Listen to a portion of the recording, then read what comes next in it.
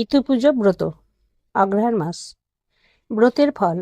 এই ব্রত করিলে নারীগণ অতুল সুখ সম্পদের অধিকারিণী হন। ব্রতের নিয়ম। কার্তিক সংক্রান্তি দিন একটি পরিষ্কার সরার মাঝখানে ঘট স্থাপন করে তার চারিদিকে ধান, হলুদ, মান ও কচু গাছ একটি করে বসাতে হবে। মটর, সরিষা, শুষ্নী, কলমি ও 5টি ছোট বট ডাল দিতে হবে। পুজোর শেষে নিম্নলিখিত মন্ত্রটি বলে ঘটে প্রণাম করতে হবে। অষ্টচার অষ্টদুপা কলস পাত্রে থুয়ে শুনো এক মন ইতুর কথা সবে প্রাণ ভরে। ইতু দেন বর ধনধান্যে পুত্র পৌত্রে বাড়ুক তাদের ঘর। কাঠি মুটি কুড়াতে গেলাম, ইতুর কথা শুনে এলাম। এই কথা শুনলে কি হয়? নির্ধনের ধন হয়, অপুত্রের পুত্র হয়, অশরণের শরণ হয়, অন্ধের চক্ষু হয়, আইবুড়োর বিয়ে হয়, অন্তিমকালে স্বর্গে যায়। অঘ্রাণ মাসের প্রতি রবিবার এই পূজা করিয়া অঘ্রাণ সংক্রান্তির দিন নদী, পুষ্করিণী বা গঙ্গায় ইতু বিসর্জন দিবে। যে কোনো একজন উপবাসী থাকিয়া ইতু কথা শুনিবে, একজন কথা বলিবে, অন্যজন ভক্তি সহকারে শুনিবে। পূজার দ্রব্য: সিঁদুর, ফুল, দুব্বা, বেলপাতা, তিল, হরিতকি, দীপ, ধূপ, নৈবেদ্য ও শেয়াকুল ফল। ব্রতকথা। এক রাজ্যে এক গরিব বামুন বামনি ছিল। উম্ন আর ঝুম্ন নামে তাদের দুটি মেয়ে ছিল। একদিন বামুনের পিঠে খাবার স্বাদ হতে সমস্ত জোগাড় করে নিয়ে এলো সে। বামনি রাতে পিঠে করতে লাগলো আর বামুন রান্নাঘরের পেছনে চুপটি করে বসে গুনতে লাগলো। কিছুক্ষণ পরে বামুন খেতে বসলো। বামনি পিঠে পরিবেশন করছে আর বামুন গুনছে, 1, 2, 3 ইত্যাদি। বামুন বলল, দুখানা পিঠে কম হলো কেন? বামনি বলল যে সে তার মেয়ে দুটোকে দুখানা পিঠে দিয়েছে। বামুন শুনে খুব রেগে গেল, কিন্তু মুখে কিছু বলল না। একদিন সকালবেলায় বামুন বামনিকে বলল, দেখ, আজ অম্নঝুম্নকে ওদের পিসির বাড়িতে রেখে আসি। পিসির বাড়ি থাকলে দুটি খেতেও পাবে, আর পরে ব্যথারও একটা ব্যবস্থা ব্যবস্থা ওখান থেকে হতে পারে। আমার বোনের অবস্থা তো খুব ভালো, আমি এতদিন অভিমান করে যাইনি। বামনি বেশ খুশি না হলেও কিছু আর বলতে পারলো না। উম্ন ঝুমনোকে নিয়ে বামন বাড়ি থেকে রওনা হলো। হাঁটতে হাঁটতে বেলা দুপুর একটা বনের মধ্যে ঢুকলো। মেয়ে দুটো খিদের পিপাসায় খুব অবসন্ন হয়ে পড়তে একটা বট গাছের নিচে বামনের কোলে মাথা রেখে দু বোন শুয়ে পড়লো এবং 2-1 মিনিটের মধ্যে ঘুমিয়ে পড়লো। বামন সুযোগ বুঝে ইটের ওপর মেয়েদের মাথা রেখে সেখানে কয়েকটা শামুক গুগলি ভেঙে আলতা মাখিয়ে রেখে সরে গেল। ঘুম ভাঙতেই মেয়েরা অবাক, দেখলো তাদের বাবা নেই আর সামনে রক্তের ছড়াছড়ি। অমনা বলল ঝুমনুকে, ভাই, বাবাকে বোধ হয় বাঘে খেয়েছে। ঝুমনু বলল, না ভাই, আমরা যে দুখানা পিঠে লুকিয়ে খেয়েছিলাম তাই বাবা আমাদের পিসির বাড়ি রেখে আসার নাম করে বনে রেখে গেল। কোনো কালে আমাদের পিসি বলতে কেউই নেই।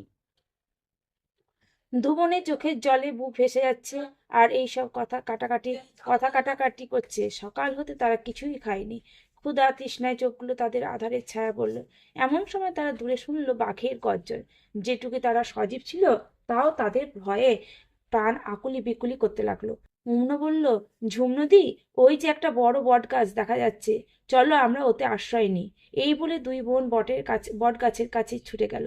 গিয়ে বলল, হে বটরূপী নারায়ণ, আমরা বড়ই বিপদে পড়েছি। ওই শোনো বাঘের গর্জন, এক্ষুনি বাঘটা এসে আমাদের খেয়ে ফেলবে।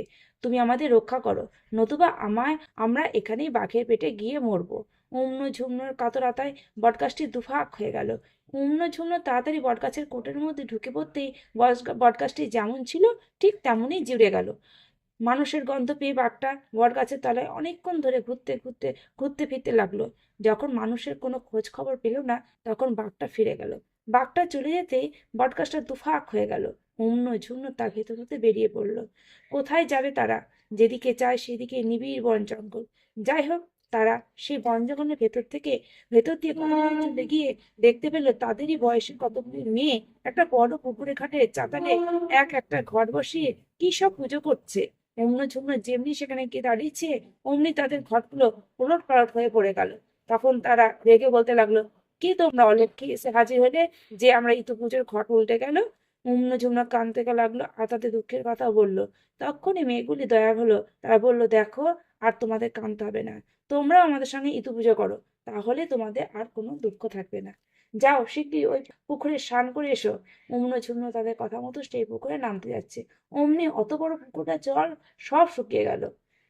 মাছ আর যে সব জন্তু পুকুরে বাস করতো তারা লাফালাফি করে ছটফটাতে লাগলো। উম্ন ঝুম্ন কাঁদতে কাঁদতে তাদের কাছে ফিরে এসে সব কথা বলতে মেয়েরা বলল, যাও এই ঘটে দুব্বা দিচ্ছি, পুকুরে ফেলে দাও গে। দুব্বাগুলি নিয়ে দুই বোনে যেমনি পুকুরে ফেলেছি অমনি পুকুরের জলকণায় কানায় কানায় ভর্তি হয়ে হয়ে গেল। দুই বোন স্নান সেরে সেখানে ফিরে আসতে মেয়েগুলি তাদের ঘট আর দুব্বা নিয়ে দিয়ে ইতু পূজা করালে।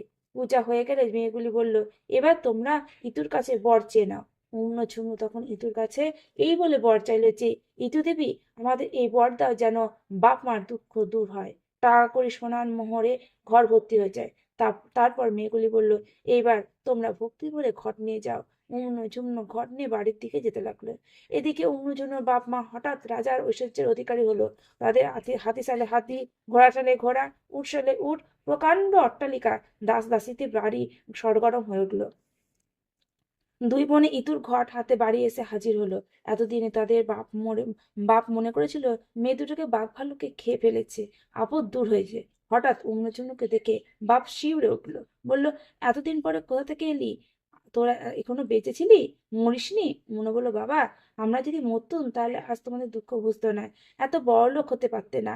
আমরা ইতু পুজোর মাকে সন্তুষ্ট করে তোমার রাজা হবার বর চেয়েছিলাম, তাই আজ তুমি এত বড় হতে পেরেছো। তখন তাদের বাপ মেয়ে দুটিকে আদর করে ডেকে নিল। বামনি মেয়েদের সব কথা শুনে ইতু পূজা আরম্ভ করলো। বছর না ফুটতেই বামনি বামনি একটা চাঁদের মতন ছেলে হলো। তারা ধন তারা ধন অর্থ ছেলে পেয়ে মনের সুখে মেয়ে দুটোকে নিয়ে বাস করতে লাগলো।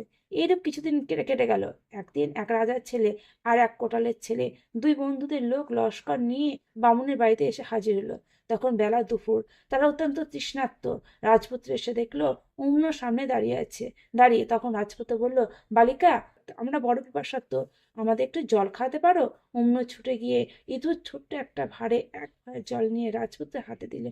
রাজপুত্র তখন এতই পিপাসার্ত যে সেই ছোট্ট ভাঁড়ে জল দেখে বালিকার উপর রেগে গেল। যাই হোক, যেটুকুনি পাক আছে তাই পান করা যাক ভেবে রাজপুত্র সেই জলটুকু খেতে ভাঁড় মুখে তুলল। যত খান ভাঁড় হতে জল আর ফুরোয় না। নিজে খেয়ে লোক লস্করকে দিলেন। তারাও ভাঁড়টুকু হতে অপরন্ত জল পান করে বালিকাকে ধন্য ধন্য করতে লাগলো। রাজপুত্র তার বাপকে ডাকতে বলল।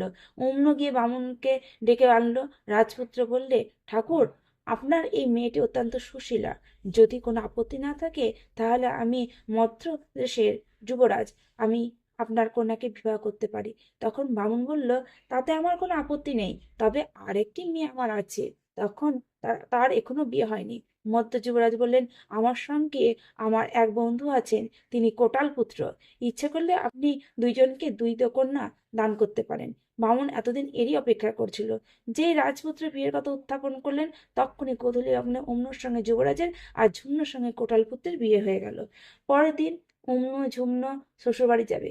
বামনি বলল, মা, কি খেয়ে শ্বশুরবাড়ি যাবি? তখন অমনু বলল, আমি এখন রাজার রানী, সরু দাঁতখানি চালের ভাত, মাছ, মাংস ভালো করে রেঁধে দাও, খেয়ে পান দোক্তা চিবিতে চিবুতে চিবুতে ঘোড়ার পিঠে বসে শ্বশুর বাড়ি যাবো।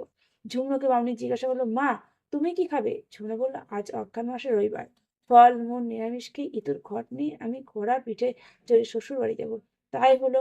দুই বোন যে যার স্বামীর সঙ্গে ঘোড়ায় চড়ে রাজ্যের দিকে চললো। অমনি যেখান দিয়ে যেতে লাগলো সে পথে চোর ডাকাত মারামারি মড়ক দুর্ভিক্ষ যত সব অমঙ্গলের চিহ্ন। আর ঝুমুনও যে পথে যায় সে পথে বিবাহ সভা, উপনয়ন, অন্নপ্রাশন, পূজা পার্বণ, জনসাধারণের মহানন্দে মশগুল হয়ে যাচ্ছে। পথে যাই হোক, অন্য যুবরাজের সঙ্গে রাজবাড়িতে এসে হাজির হলো। যুবরাজ মাতা বউ বরণ করতে ছুটে এলেন। যেমনি বউ ঘোড়া হতে নামলো অমনি হুড়মুড় করে রাজবাড়ির সিংহ দরজাটা ভেঙে পড়ল। যুবরাজ মাতা গালাগালি করতে করতে বউকে তুললেন। এদিকে ঝুমনো বাড়িতে আসতে কোটাল পুত্রের মাতা বউ বরণ করতে ছুটে এসে দেখেন তাদের বাড়ির লোহার গরাদ গুলো সব সোনা হয়ে ফুটে উঠেছে। কোটাল পত্নী নববধূকে কোলে করে ঘরে তুললো।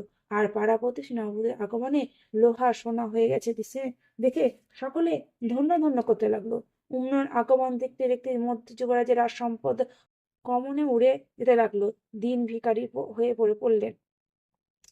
ঝুমনো কোটালের বাড়ি আসার পর হাতে কোটালের বাড়ির ধন সম্পদে পরিপূর্ণ হয়ে সংসার উঠলে উঠল। দেশময় প্রচার হয়ে গেল, ধন্যী মেয়ে বিয়ে করে এনেছে কোটাল পুত্র। কি ছিল, কি হয়ে গেল, সব দিকেই বাড়ন্ত। মধ্য যুবরাজ অলক্ষ্মী অম্নুর উপর বড়ই চড়ে গেল। অম্ন সামনে এলে দূর দূর করে তাড়িতেন।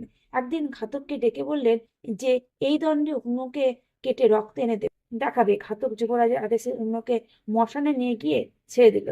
একটা শিয়ালকে কেটে তার রক্ত এনে মধ্য যুবরাজকে দেখালে। অম্ন ঝুমনুর কাছে গিয়ে সব কথা খুলে বললে। বোনের দুর্গতির কথা শুনে ঝুমনু সকলের অজ্ঞাতে বোনকে তার পুরীর মধ্যে ছদ্মবেশে পরিয়ে পরিয়ে লুকিয়ে রাখলেন। এমনকি তার স্বামী কোটালপুত্রকে জানতে পারল না।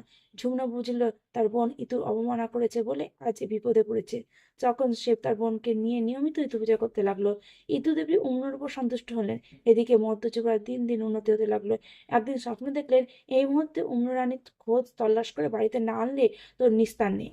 মধ্য যুবরাজ তো ভেবেই অস্থির। বন্ধু কোটালপুত্রকে ডেকে পাঠালো। কোটালপুত্র ঘাতককে ডেকে অম্নুর হত্যার কথা জিজ্ঞাসা করে সব জেনে ভাবতে ভাবতে বাড়ি চলে গেলেন।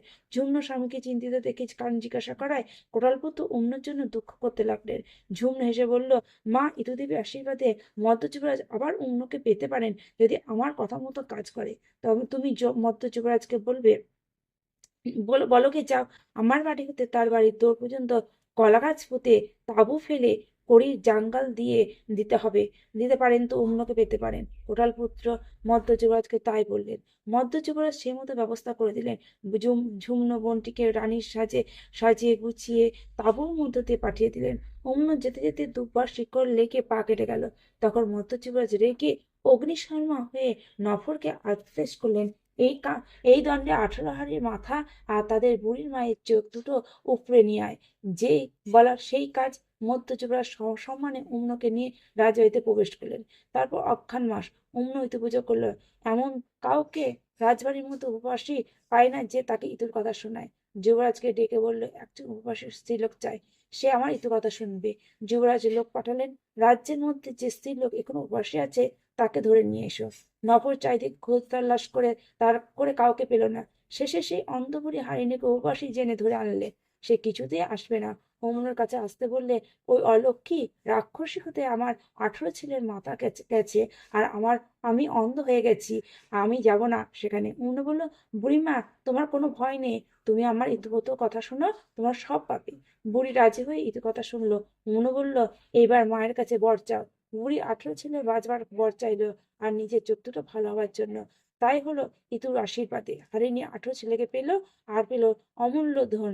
চোখ দুটি হারিণী চারিদিকে অন্যর যশগান করে বেড়াতে লাগলো যে রানীমা অন্য ইতু পূজার কথা শুনে আবার আমি সব পেয়েছি।